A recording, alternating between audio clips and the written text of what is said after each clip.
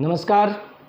जितने भी विद्यार्थी इस वर्ष 10th क्लास में पास होने के बाद वो अपने रिजल्ट से सेटिस्फाइड नहीं हैं, वो अपने रिजल्ट को लेके संतुष्ट नहीं हैं, वो अपने रिजल्ट को लेके काफ़ी परेशान हैं और उन्होंने रिवैल्यूएशन भी यानी रीचेकिंग भी करवा रखी है। अब बार बार विद्यार्थी जो है वो बार बार इस चीज़ को लेके परेशान है कि मैंने रिवैल्यूएशन या रीचेकिंग करवा ली, मेरा रिजल्ट कब आएगा। तो इस टॉपिक में मैं आपको पूरी जानकारी दे रहा हूँ और पूरी बात आपको क्लियर बता रहा हूँ ताकि आपको रिजल्ट का वेट ना करना पड़े। रिजल्ट कैसे आएगा, इसका प्रोसेस क्या होता है, रिजल्ट आने के बाद आपको क्या करना होगा, इस प्रकार की जानकारी आज इस वीडियो में मैं आप लोगों को शेयर कर रहा हूँ। क्योंकि मेरे पास इतनी कॉल आ चुकी हैं 10th के जो विद्यार्थी हैं उनके गार्जियन की कि हमारे बच्चे का रिजल्ट रीचेकिंग का कब आएगा और इसके नंबर बढ़ेंगे या नहीं बढ़ेंगे, क्या होगा। इसके लिए मैं आपको एक विशेष जानकारी आप लोगों के साथ शेयर कर रहा हूं, जिसको आप अच्छे से सुनना ताकि आपको परेशानी ना हो और बच्चा भी परेशान ना हो। सबसे पहले मैं आपको बता दूं कि आपने अगर चैनल को सब्सक्राइब नहीं कर रखा है तो सबसे पहले आप इस चैनल को सब्सक्राइब करो ताकि आपको बच्चे की भविष्य में एजुकेशन की जो भी जानकारियाँ हैं उस जानकारियों से मैं समय समय पर अवगत कराता हूं, आपकी जानकारी आप लोगों तक भेजता हूं ताकि आपको हर जानकारी मिलती रहे अपने मोबाइल पर। तो चैनल को सब्सक्राइब कर लो, वीडियो को शेयर कर लो और लाइक कमेंट करना बिल्कुल नहीं भूलेंगे। मेरे को ज़रूर कमेंट करके बताएंगे कि मेरा वीडियो आप लोगों को कैसे लगा, मेरा सजेशन आप लोगों को कैसे लगा, आप लोग इससे सेटिस्फाइड हैं या नहीं, मुझे कमेंट के ज़रिए ज़रूर बताएंगे। अब अपन बात करते हैं कि 10th की रीचेकिंग के बाद इसके प्रोसेस क्या होते हैं। सबसे पहले आप 10th की रीचेकिंग करवाते हैं। रीचेकिंग करवाते समय आपके पास एक आईडी और पासवर्ड जनरेट होता है। आईडी और पासवर्ड आपको भेजा जाता है कि आप अजमेर बोर्ड की साइट पर जाके अपने आईडी और पासवर्ड डाल के आपकी जो रीचेकिंग की गई है या रीचेकिंग होने वाली है, जो रीचेकिंग होगी उसका प्रोसेस क्या है।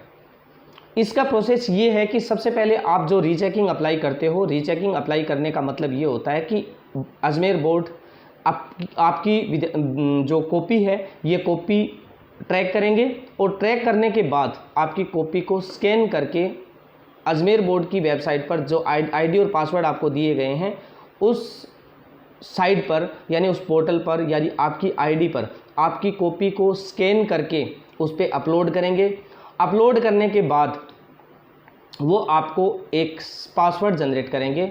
जो पासवर्ड जैसे ही आपकी कॉपी स्कैन होके अपलोड होगी उसी समय एक पासवर्ड जनरेट होगा। जैसे ही वो अपडेट हो जाएगी, अपडेट होते ही आपके पास एक पासवर्ड आएगा, जिस पासवर्ड को डालने के बाद वो कॉपी आपकी डाउनलोड होगी यानी कॉपी आपको शो करेगी।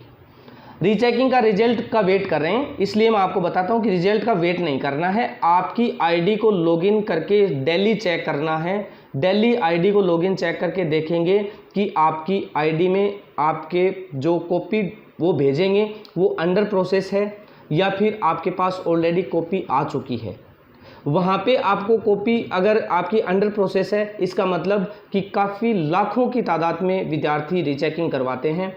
हर एक विद्यार्थी की कॉपी एक ही दिन के अंदर अपलोड नहीं होती, इसके लिए समय लगता है, आपको इंतज़ार करना है। लेकिन इंतज़ार करने के साथ साथ आपको डेली अपनी आईडी को लॉगिन करके चेक भी करना है कि आपकी कॉपी कहीं अपलोड हो तो नहीं गई है। लेकिन जिस दिन आपकी कॉपी अपलोड होगी उसी दिन आपके पास एक पासवर्ड आएगा और उसी पासवर्ड से उस आईडी को लॉगिन करने के बाद जब आप कॉपी डाउनलोड करेंगे वहाँ पे एक पासवर्ड मांगेगा। जो पासवर्ड आपका कॉपी अपलोड करने के बाद आपके पास आएगा वही पासवर्ड डालकर आपको कॉपी डाउनलोड करनी है। और कॉपी डाउनलोड करने के बाद आप चाहें तो उनका प्रिंट आउट निकाल सकते हैं या फिर आप ऑनलाइन मोबाइल पर या कंप्यूटर पर चेक कर सकते हैं। उसमें आपको चेक करना है कि आपकी कॉपी जो चेक की गई है उस कॉपी में कोई पर्सन को चेक किए बिना छूट तो नहीं गया है। आपके जो टोटल नंबर हैं उनका जो टोटल किया गया है उस टोटल में किसी प्रकार की भूल तो नहीं है।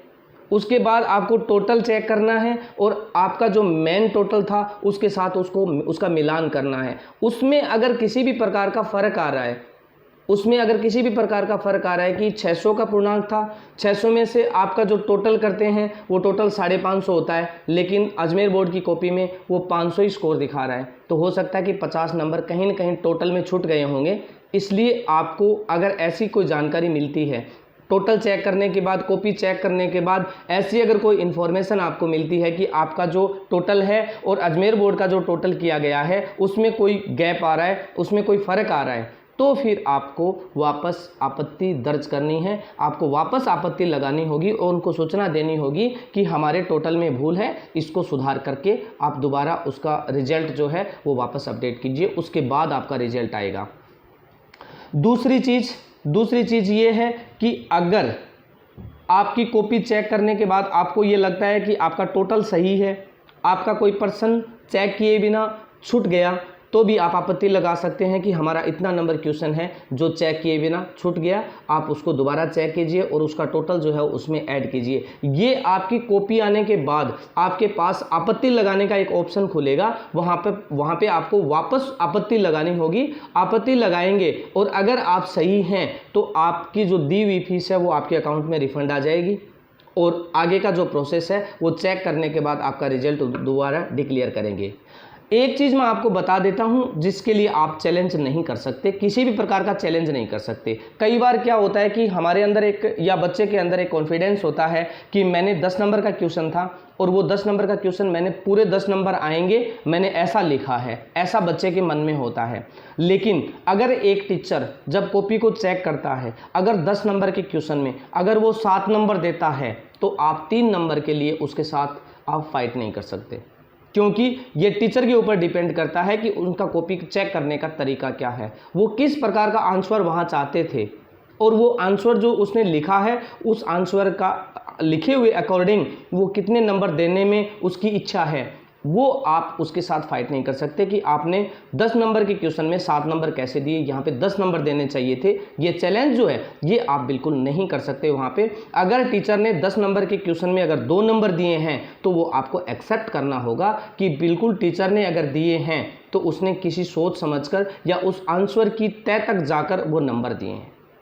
अब वहाँ पे उसके साथ आप लीगल फाइट नहीं कर सकते कि आपने 10 नंबर के क्वेश्चन में 2 नंबर कैसे दे दिए, इसमें 10 नंबर क्यों नहीं दिए। वो उनकी इच्छा पर डिपेंड करता है, वो उस आंसर से कितना सेटिस्फाई, उसी के अकॉर्डिंग वो उसमें नंबर देते हैं। वहाँ पे आप उनके साथ चैलेंज बिल्कुल नहीं कर पाएंगे, आपको चैलेंज बिल्कुल नहीं करना है। सिर्फ आपको चैलेंज करना है तो सिर्फ वहीं चैलेंज करना है कि आपका क्वेश्चन कहीं चेक किए बिना तो नहीं छूट गया है, कहीं आपके टोटल में तो भूल नहीं हो गई है, या पूरा कंप्लीट टोटल करने के बाद जो मेन 600 में से कितने नंबर आने चाहिए वहाँ पे जो योग है, जो टोटल है, वो कहीं फ़र्क तो नहीं है उसमें। वो अगर फ़र्क है या क्वेश्चन चेक भी नहीं किया है, ऐसी स्थिति के अंदर आप वापस आपत्ति लगाकर अपना स्कोर बढ़ा सकते हैं। लेकिन चेक किए हुए क्वेश्चन पर आप ऑब्जेक्शन नहीं लगा पाएंगे, आप उसके साथ चैलेंज नहीं कर पाएंगे।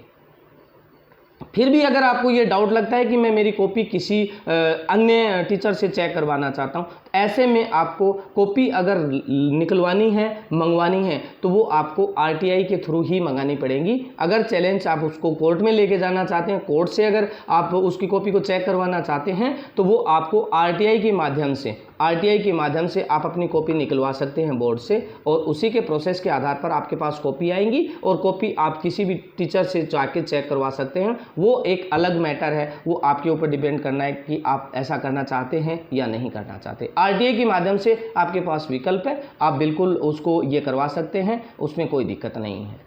वीडियो को अगर अच्छा लगा है, मेरा सजेशन अच्छा लगा है, मेरी जानकारी अच्छी लगी है, तो वीडियो को शेयर जरूर करेंगे, लाइक कमेंट जरूर करेंगे, ताकि आपको समय समय पर मैं अच्छी जानकारी अपलोड करते रहूं। वीडियो शेयर करना, लाइक और कमेंट करना बिल्कुल नहीं भूलेंगे। धन्यवाद।